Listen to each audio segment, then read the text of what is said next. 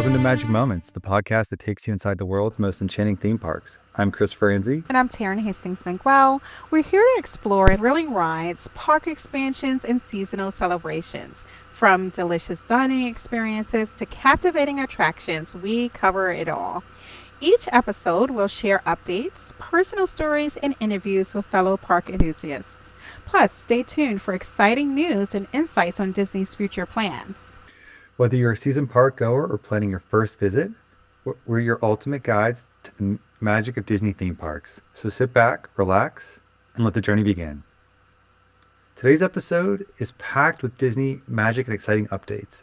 First, we'll take you through major park announcements, including meet and greets with Bluey and Bingo starting in 2025, a new 10-story island tower at Disney's Polynesian Resort, and we'll then get into number 2 topic, which is Global Attraction Spotlight. Taryn will take you through that, talking about things like the new Frozen Land at Disney Paris. And then finally, we're going to wrap it up with some real-time updates as we close out the year here, talking about the holiday celebrations in the U.S. that are still going on through the end of the year. With that, full slate of topics, let's get down to business. First up, major park announcements. So as we do in our newly launched podcast here, we like to do a pulse update. So first up, what's happened in the last month? Big announcement here, starting in January 2025.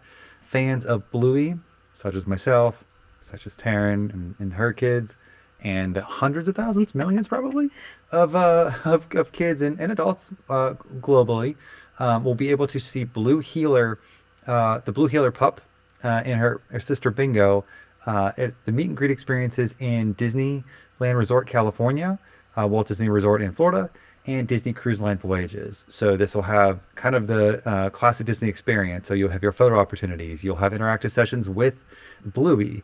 You'll have games and things that are really capturing the spirit of the show. And so this is something that I'm super excited about because it's coming out essentially in a few days, as well as this is further off, but I was thinking recently about the Bluey movie coming out in 2027. So I know that's ways away, but it's something to look forward to. And Taryn, I want to hear from you in a second, but I will say first that like my toddler, Bluey is top 3 characters, just the 3-minute episodes, which are like snack size or kind of shorts. And then you got the longer episodes too, but it's the perfect length and it has the good vibe. I think it's honestly one of the best characters I've come across, in my humble opinion. But how about you, Taryn? How about you? How has Bluey affected your life? This is such a pleasant surprise. I know I sat through quite a few Bluey shows with the young ones in my life, and it's just so fun and so positive, and I'm excited that it's going to be a staple now at Disney, both in California and in Florida, so that's a lot of fun. For sure.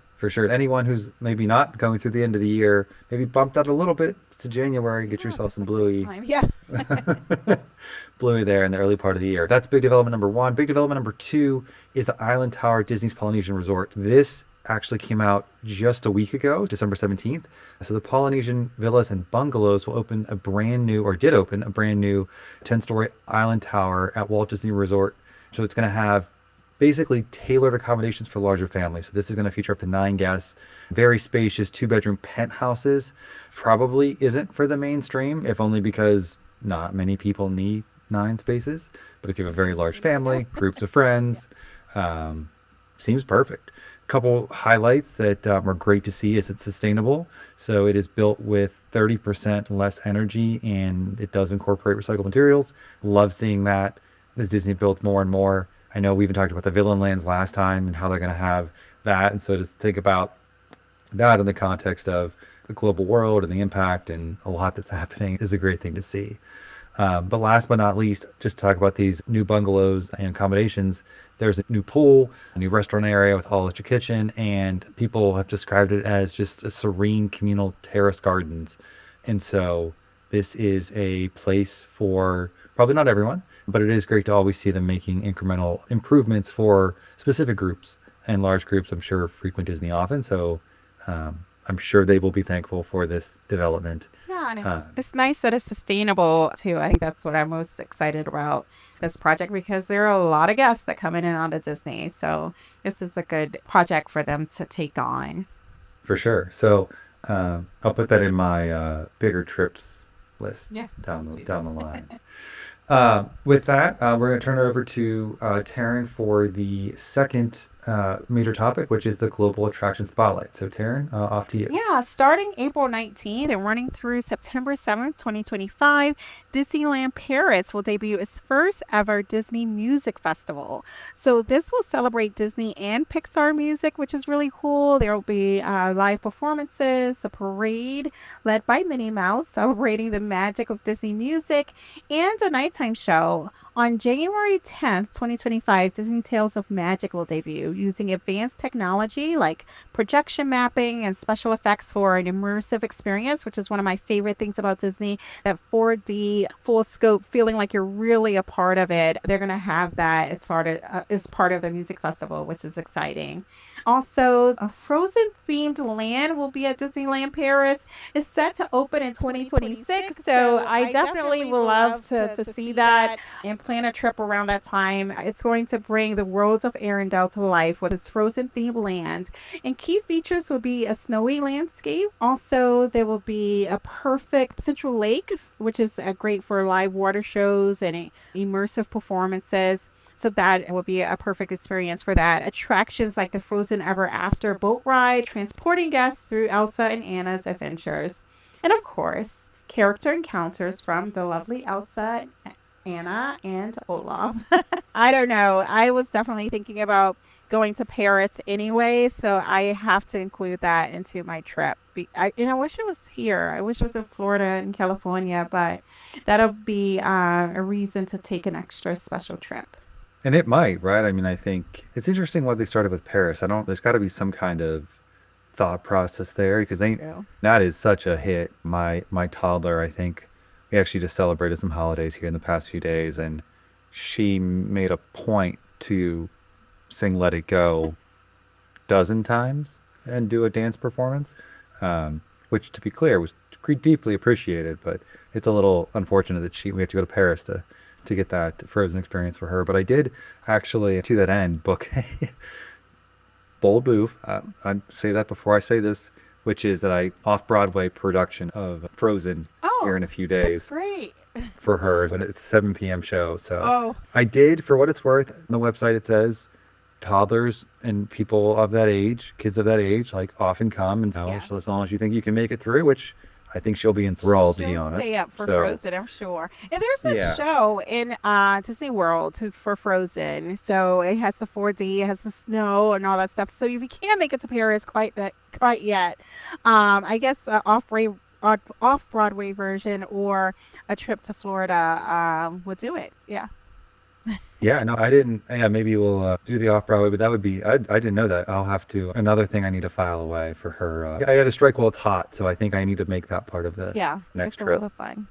If you are currently in Disney or planning to go around the time of this recording, which is December 2024, not only could you catch the Frozen show, but at EPCOT, there's an international festival of holiday that continues through December 30th, and you can celebrate global holiday traditions, savor festive treats at the holiday kitchens, and enjoy the candlelit processional with a full orchestra and a choir.